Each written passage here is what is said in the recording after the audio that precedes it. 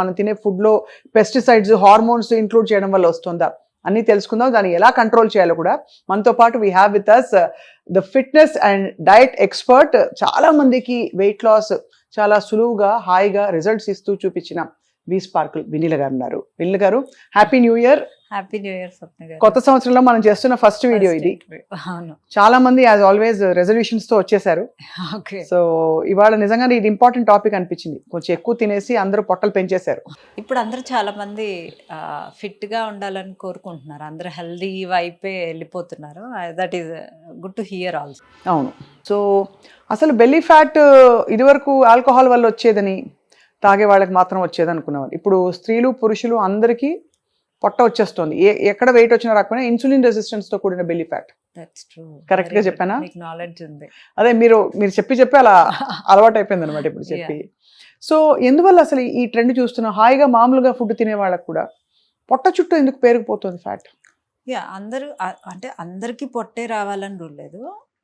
కొన్ని ఫ్రేమ్స్ ఉంటాయి. ఇప్పుడు కొంతమందికి ఆర్మ్ ఫ్యాట్స్ ఉంటాయి, కొంతమంది థై ఫ్యాట్ ఉంటుంది, కొంతమందికి ఓన్లీ పొట్ట దగ్గరే పెరుగుతుంది. Those are frames which we can't change.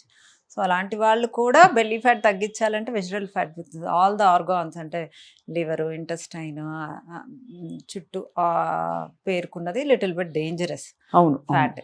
So దాన్ని మనం కాన్సన్ట్రేట్ చేసి అడ్రస్ చేయాల్సిందే. సో ఫ్రేమ్స్ని మనం ఏం చేయలేము. బట్ కొంతమంది స్ట్రెస్ ఎక్కువగా తీసుకోవటం వల్ల, కార్టిజాల్ ఆన్ అవ్వటం వల్ల, ఇన్సులిన్ రెసిస్టెన్స్ వల్ల, PCOD, PCOS, thyroid, metabolic disorders వల్ల మీకు బెల్లీ ఫ్యాట్ కూడా వచ్చే అవకాశాలు చాలా వరకు ఉన్నాయి. సో అయితే మనం తినే ఫుడ్తో దానికి ఇంపార్టెంట్ కనెక్షన్ ఉందని చెప్పొచ్చా? యా, ఇప్పుడు మనం ఒక డేలో క్యాలరీస్, ఇది వరకు అరిసెలు ఎప్పుడో ఒకసారి అవైలబుల్ ఉండేవి. దసరాకి, దీపావళికి కూడా ఎక్కువ స్వీట్స్ చేసేవాళ్ళు కదా ఒక్కటే.